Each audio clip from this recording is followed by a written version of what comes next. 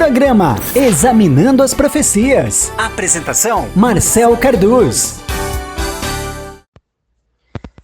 Mais uma vez, bom dia, boa tarde ou boa noite aos amigos e ouvintes da Rádio Viver.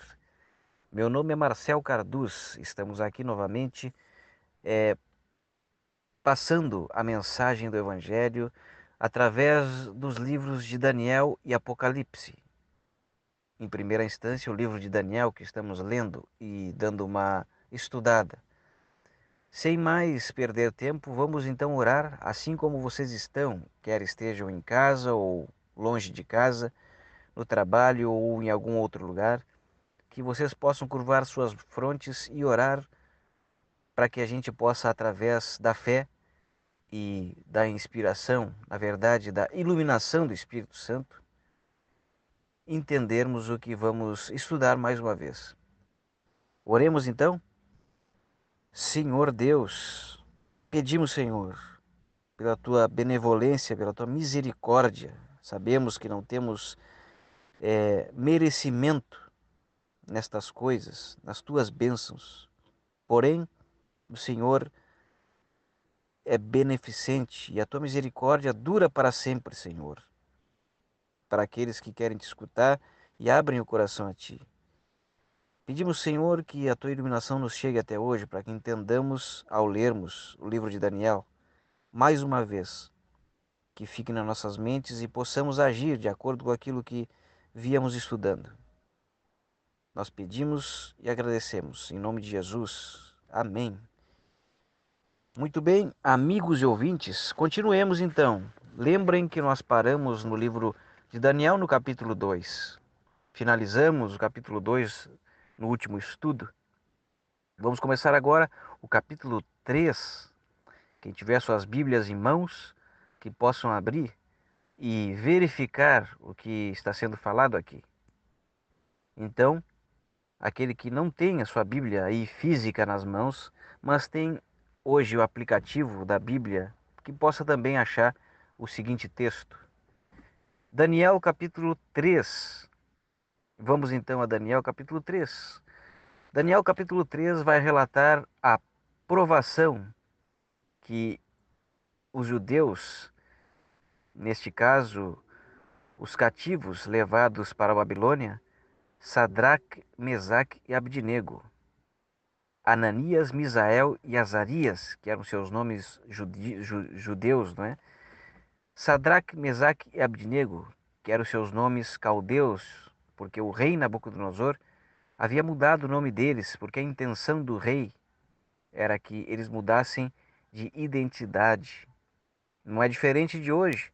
O sistema global, a grande Babilônia, a religião falsa, ela vai fazer com que as pessoas mudem de identidade, mas aquele que se firma na palavra, ele tem a sua identidade descoberta e garantida, porque sabe de onde vem e para onde vai e para que existe.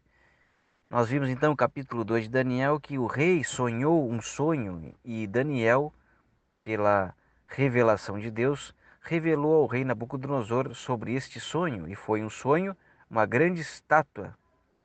E esta estátua tinha metais, ou seja, ela era feita de metais. A cabeça da estátua era de ouro, o peito e os braços de prata, o quadril de bronze, as pernas de ferro, os pés eram ferro com barro. Então, cada parte da estátua era de um metal diferente do outro. E não somente diferente, os metais iam baixando na sua qualidade, ou seja, começava com ouro, depois a prata, o bronze, o ferro e o ferro com barro.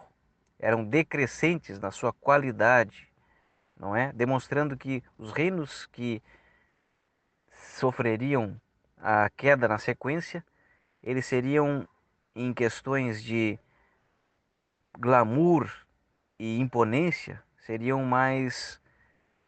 de menos qualidade, né? De fato, a Babilônia antiga, ela foi um reino muito imponente.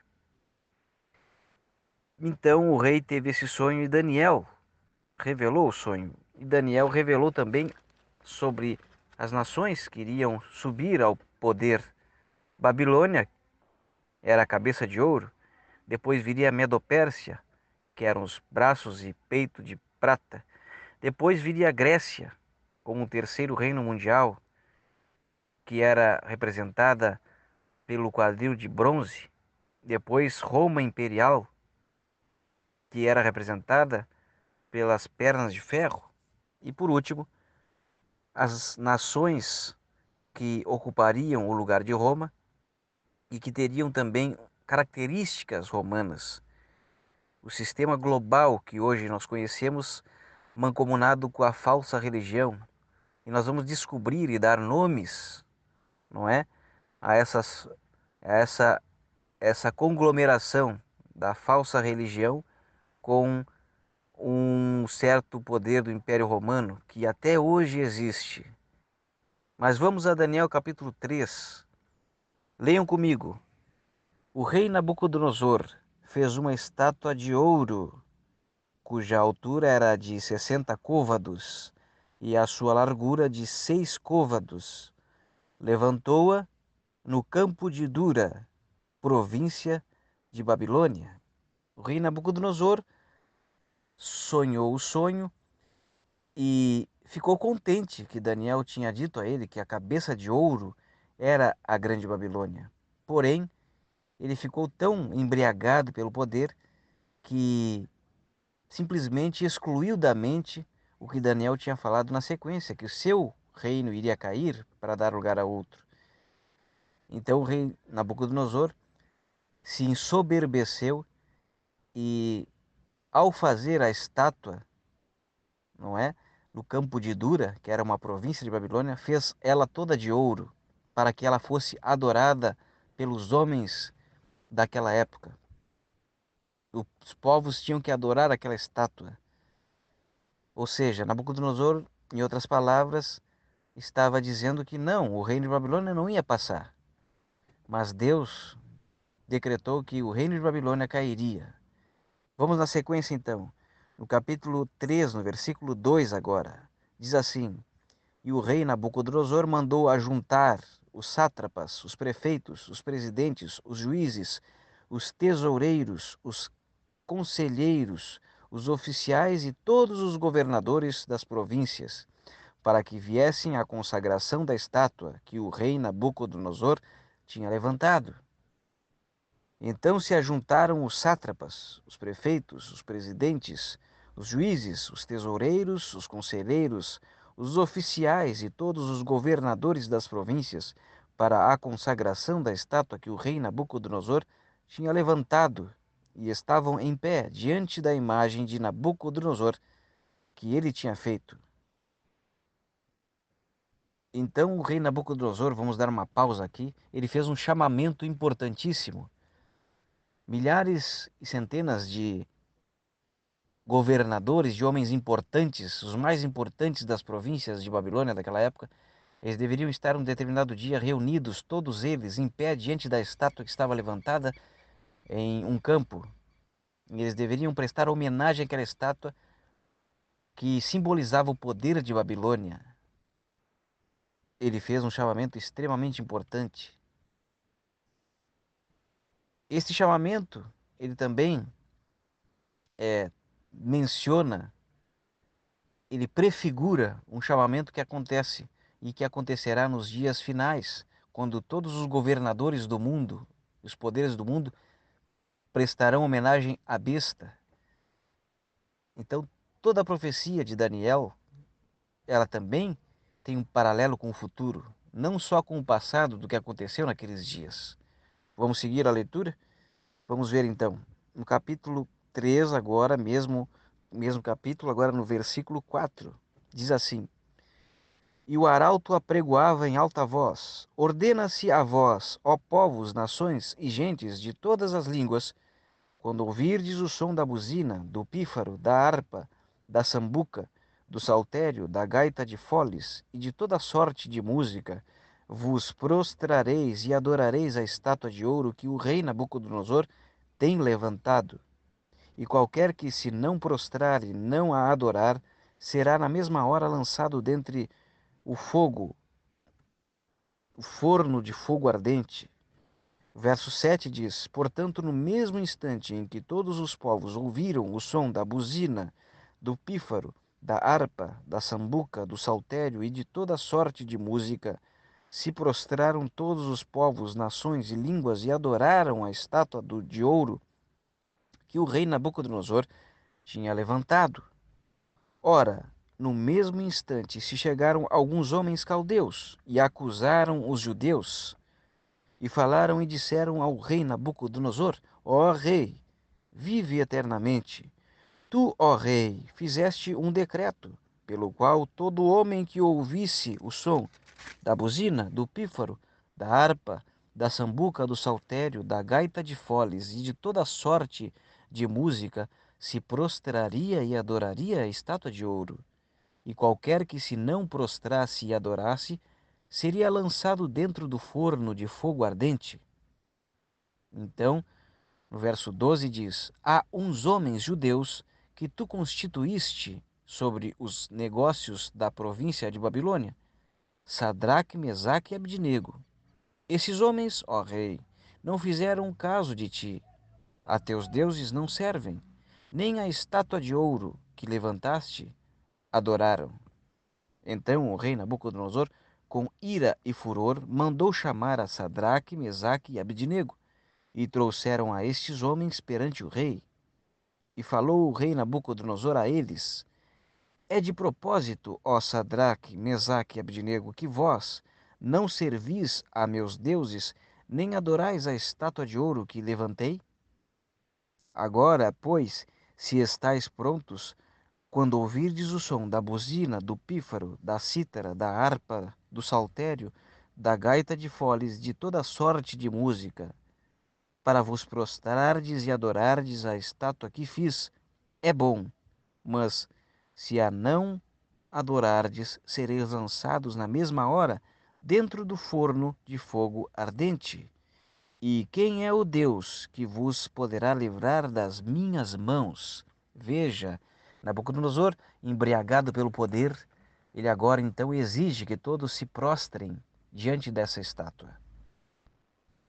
Porém, três jovens, três judeus, os únicos dentre tantos judeus que muito poderia ser que existisse naquela época, ficaram em pé.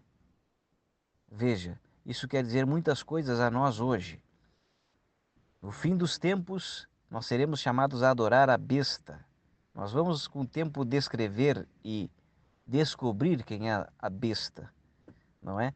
Mas no fim dos dias nós seremos chamados a adorar esse sistema que se alastra. E muitos dos cristãos adorarão a besta. Porém, a minoria, repare, a minoria se manterá de pé e será selada com o Espírito. Veja, dentro do povo de Deus há um povo mais firme, um povo que hoje busca e se esforça em fazer a vontade de Deus. Isso é muito sério para nós, para mim. Se nós hoje temos que mudar algo, entreguemos a nossa vida a Cristo, peçamos a Ele e Ele vai fazer. Então, três jovens dentre a multidão ficaram em pé e homens caluniadores foram fazer uma calúnia diante do rei Nabucodonosor. Eles disseram que aqueles três jovens não serviam ao rei. Na verdade, eles estavam mentindo, porque aqueles jovens eram fiéis ao rei naquilo que não feria o princípio deles. Porém, de acordo com o segundo mandamento, que diz para que não adoremos imagens de escultura em homenagem a deuses estranhos, esses jovens não podiam quebrar esse princípio, não podiam quebrar esse mandamento. Eles obedeceram o rei e foram ao encontro e ao chamamento do rei. Porém, dentro daquele princípio, eles não podiam quebrar e se mantiveram em pé. O rei Nabucodonosor então tinha decretado que aquele que não se ajoelhasse diante daquela estátua seria lançado no fogo ardente da fornalha gigante. Porém, aqueles jovens ficaram em pé, e o rei Nabucodonosor, insistindo, mandou chamá-los, e deu-lhes então segunda chance. Se eles se retratassem, o rei poderia perdoá-los. Mas o que eles responderam é muito importante para nós hoje. Vamos ver no verso 16. Responderam Sadraque, Mesaque e Abdinego e disseram ao rei Nabucodonosor: Não necessitamos de te responder sobre este negócio. Eis que o nosso Deus, a quem nós servimos, é que nos pode livrar. Ele nos livrará do forno de fogo ardente e da tua mão, ó rei.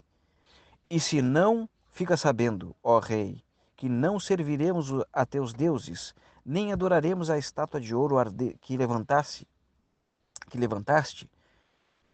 Então o rei Nabucodonosor se encheu de furor e se mudou o aspecto do seu rosto.